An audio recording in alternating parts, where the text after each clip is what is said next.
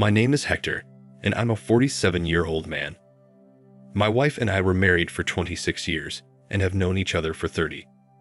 We got married in our senior year in high school when she got pregnant with our firstborn. I was lucky enough to get a job at UPS right after graduation, but we struggled in the beginning. She's from a traditional Irish family, and they hated me at first, but I won them over, especially her father. I made sure she didn't have to work. By the time we were 27 years old, we had 5 kids, 4 girls and a boy. I was just fortunate that the boy came out first. We had our arguments over money, discipline methods, and me complaining about the lack of intimacy. I understood we have 5 children, and they can be very exhausting. I tried to help as much as I could, but she was still tired. However, she was my everything. She always kept her body in shape. I tried as well, but being a delivery driver for a very long time, I'm what they called skinny fat. I have a muscular chest, arms, legs, but I have a sloppy gut. I had the horseshoe hairline that caused me to shave it off, yet Debbie was my everything. There were times she was verbally offensive towards me, and whenever I had enough and lashed back, she became a cry bully, and I just gave up. As the years went by, we were the only married couple in our friend group. Every last one of them got divorced. Out of our 7 married couple friends, 5 were caused by infidelity on the wife's part, 1 was on the husband's part, and the last one divorced because she friend-zoned her husband. I was against my wife hanging out with her newly single friends, however, that would just start a massive argument about me controlling her, keeping her as a prisoner and my personal living play doll. All of that caught me by surprise. The more she hung out with them, the more resentful she became. The kids even took notice. I remember my son and 2 of my daughters arguing with her when I came home, and as much as I understood their frustration, I scolded them for yelling at their mother, and when they left the room, I confirmed their issue, and she told me that we see her as a slave. I asked her where this was coming from, but she told me to forget it, shut down, and walked away. I remember the day I caught her in the act so vividly. Debbie was out with her friends. I was in the kitchen cooking. The kids were watching Train to Busan, and my 3 oldest came to the kitchen. I thought they came to check on the food, but they all had a concerned look. Before I asked what the issue was, my son told me that they think their mother was seeing someone else. Of course, at first, I didn't believe it. I didn't want to believe it. I yelled at them and told them I was going to prove they were wrong. I turned on my iPhone app and saw that she was at a bar on the outskirts of town, so I got into my vehicle and went straight to the bar. When I arrived at the bar, it was crowded, but I saw her circle of friends in the corner booth acting like drunk idiots. When I approached them, they all turned pale, and that unsettling feeling hit my stomach. Since I didn't see her in the bar, I went outside and walked around the parking lot. There was a car in the back corner. It looked like the man in the driver's side was sleeping, a man who I thought was my friend.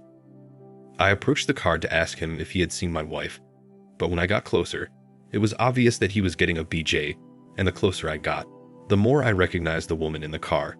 It was my wife. I was practically standing by the driver's side window, and none of them noticed me. I lost it. I broke the window and dragged him out, and I wasn't civil. Debbie was screaming sorry over and over. I was yelling at her while kicking him. The cops showed up soon after, and I was arrested. I spent a week and a half in county. I had to go into the infirmary because I thought I was having a heart attack. But it turned out I was suffering from broken heart syndrome. The news of what I did spread like wildfire, and eventually, my father-in-law bailed me out. The man was practically in tears when I stepped through those gates. He profusely apologized to me for his daughter's actions. During the drive home, he told me he spoke to my manager and union rep about the situation, so I can still keep my job. He said that the kids had been staying with him, and Debbie was waiting for me in the house. He said he knows what was going to happen, which is why he brought the truck. He was right. When we got to the house, Debbie ran towards me, crying, and tried to hug me, but I pushed her so hard that she fell onto the ground. She looked at me with shock. I told her to get her stuff out of my house, and I wanted a divorce. She tried to fight it, but her father convinced her otherwise. An hour after they left, my mother-in-law came with the kids, and I hugged them all for dear life. She apologized for her daughter's actions as well before leaving. Now in my state, there's mandatory couples counseling before granting the divorce, which in my opinion is complete BS. I don't understand why I have to go to counseling if she cheated. At the beginning of the sessions, I just sat there listening to her dribble. That is exactly what it was, dribble. Blame shifting on the fact we were young parents, and she never experienced the wild lifestyle, the freedom, and she got carried away. She got lost in it, and her friends encouraged it. Soon she felt like she was missing something, so she started a fling. The counselor tried on a few times to make it my fault, telling me that I should have allowed her to spread her wings every once in a while, and how I needed to see it from her point of view. I just looked at the woman and asked the counselor if she was smoking crack, because that was the dumbest thing that could have come out of her mouth. I asked her how long she had been cheating on me. She said 4 months and insisted that the AP was the only one. She also said that it was a mistake and we could get past this because we have a history. So I asked her who initiated it and how many times they slept together. Through her stream of tears, she answered them honestly, and I was quiet for a long while. The counselor tried talking to me twice during this, and I raised my finger. I thought about everything we did before and during our relationship window.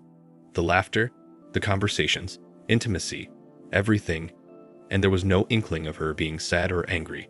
We were just being us. When I finally did speak, I brought up the times we were intimate during that window.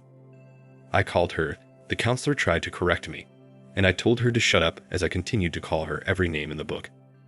Eventually, I told her she was tainted in my eyes. Again, the counselor and Debbie tried to convince me that our history and relationship can get past this mistake, but I didn't want to hear it anymore. It was like they didn't care about my feelings on the matter. It was just about forgiving her and what I can do to get over it and apologize to her for making her feel like a servant, so I walked out. This contested divorce has been a long uphill battle for the past 2 years. Debbie is still trying to make things right, still trying to get us back together. I don't know why, because our conversations are strictly about the kids, and when she tried to talk to me about something else, I hang up on her.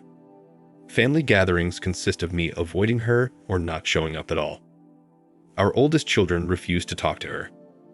I try to make them spend time with their mom, but they refuse, and I have chosen to respect that. My in-laws are at my house weekly, and I know that they have been trying to make their daughter give me my divorce, but that has been a bust.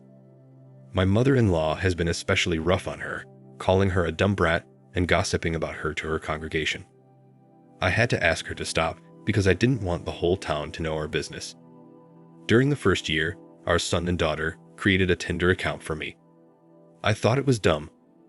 I'm a middle-aged man with 5 children who has a dad bod, yet I have been on over a dozen very successful dates that have been a real confidence booster recently.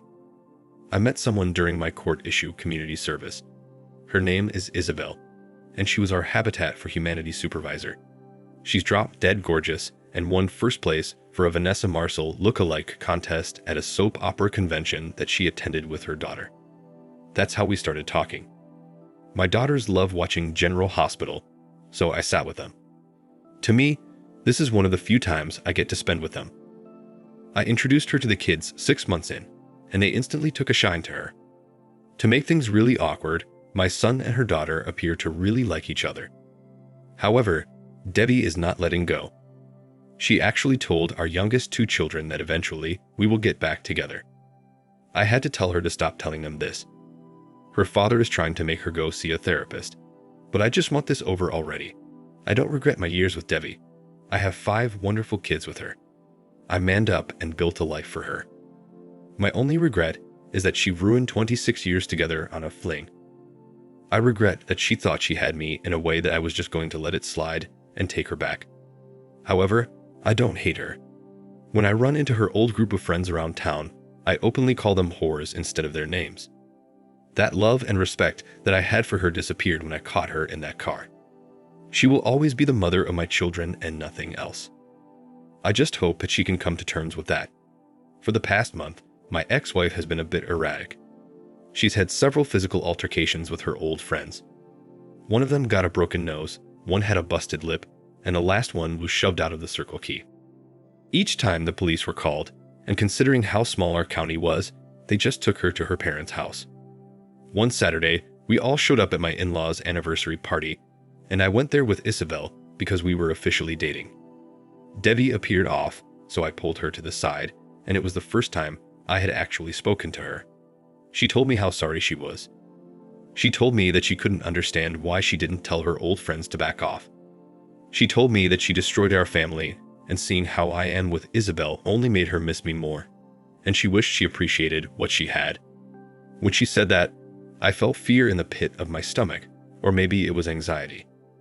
I should have kept asking if she was all right, but I was blindsided when Debbie formally apologized to Isabel during the party for her actions and asked her to keep me happy because I am a good man who deserves a good woman. Debbie went to each of our kids, and I could see them making peace with her. They were talking and laughing, even posing for a few pictures. Isabel and I were having a great time, and for once, I thought about having a cordial conversation with Debbie. It was 3 a.m. when I got the call. My sister-in-law was screaming in a panic. I could hear my mother-in-law crying, and then I heard my brother-in-law trying to calmly tell me that Debbie had tried to end it, and they were on their way to the hospital. When I arrived at the hospital, my in-laws were not well. She lost a lot of blood and was in surgery. My father-in-law and I donated blood for her since the hospital was short on her blood type. My son couldn't be a part of the operation, but he observed the surgery. All of my daughters were not doing well. My younger 3 daughters were pacing around, and when my son left the OR, he told us she was going to be all right. And when I hugged him, he collapsed into my arms crying. I wanted to cry as well, but I had to be strong for them. One Sunday, my mother-in-law found a few notes that Debbie had left. She wrote one for each of the kids and a thick one for me. In my envelope, there were signed divorce papers and an 8-page letter of apology. The letter just reinforced that she was never unhappy about our marriage. She just gave in to the peer pressure and called it brainwashed, that she was a servant by her so-called friends. She stated that she was so sorry for how she treated me and the kids by having that affair. When Debbie finally woke up, she first refused to talk. She would just stare out the window. Then she slowly began acknowledging everyone, but she was distant. Debbie asked to speak to Isabel alone.